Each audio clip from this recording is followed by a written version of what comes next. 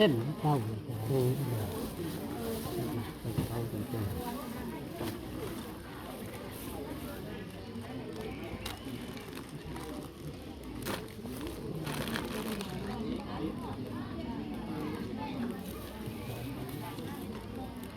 โอ้ย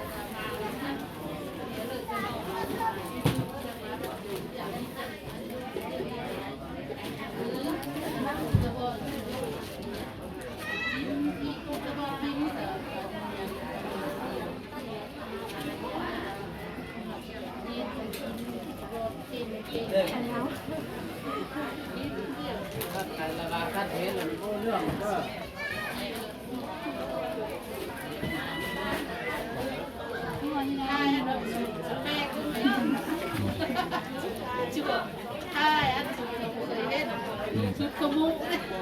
ตัวบ้านเขาขมุกนี่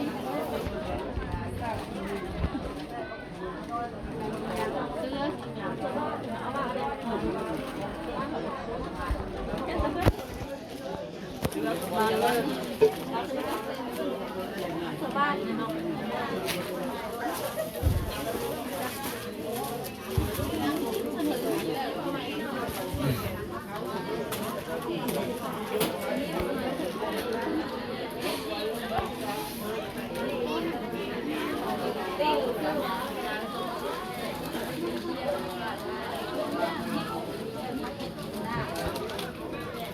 ะเข้าขโมย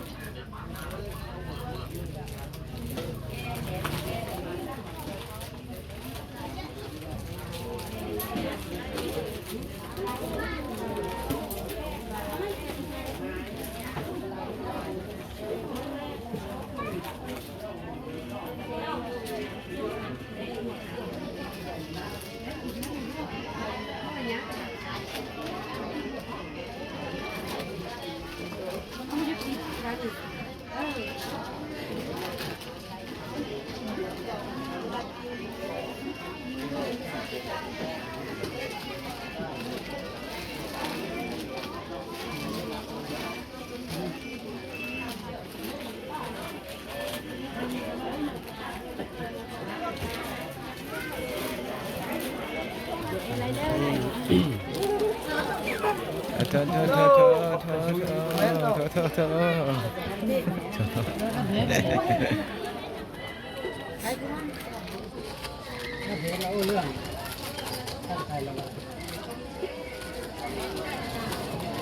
ยิ้มเลยไม่ออกเดี๋ยวเรา กินเลยโอ้โหตัวนี้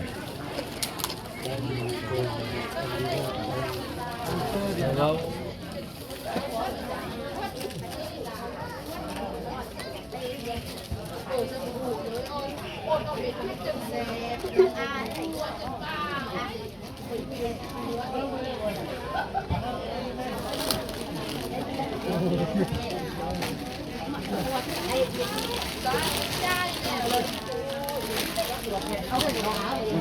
ไม่ได้สิ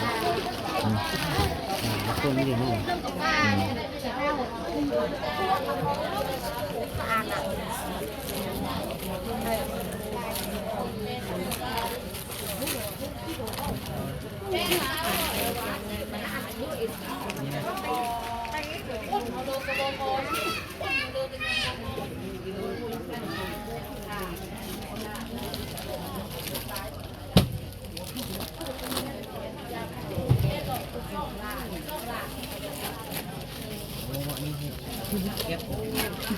เนี่ยตกลงเนี่ย ใครราคานั้นเรื่อง ปันเยอะโพด กินอิ่มเลยสิเอาหน่อยมาพิธีเอาทานหลายเลย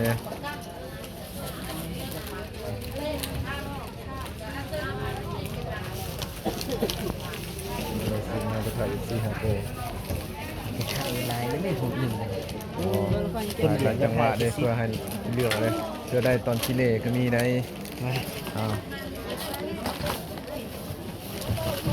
ได้ตอนมาเป็นตาสเตย์ ยิ้มเลยจี บอกว่าอยู่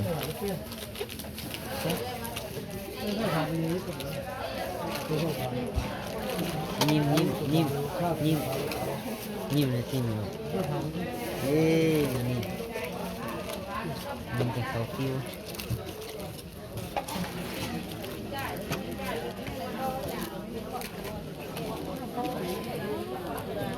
บอกคนอื่นได้ยิงตัวเองบ่ยิง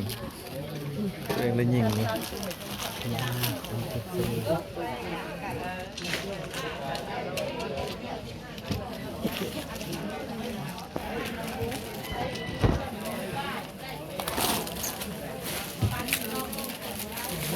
มันจะซี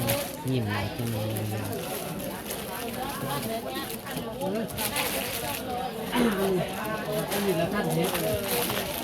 เด็กจังกังครับเนาะไม่ได้สิไม่ได้ ปีถ่ายเอาคนถ่ายเอาคนโอ้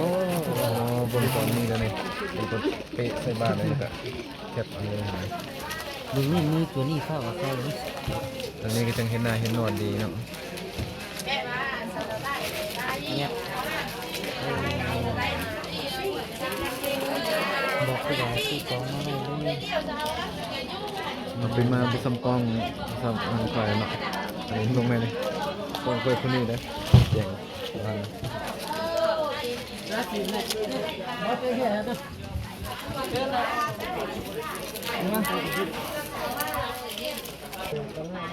ที่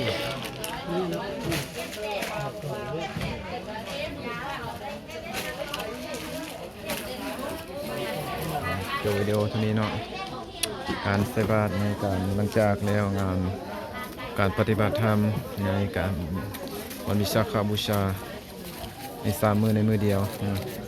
3 มื้อปรากฏการณ์ในวันเดียวจบคลิปลงเพียงเท่านี้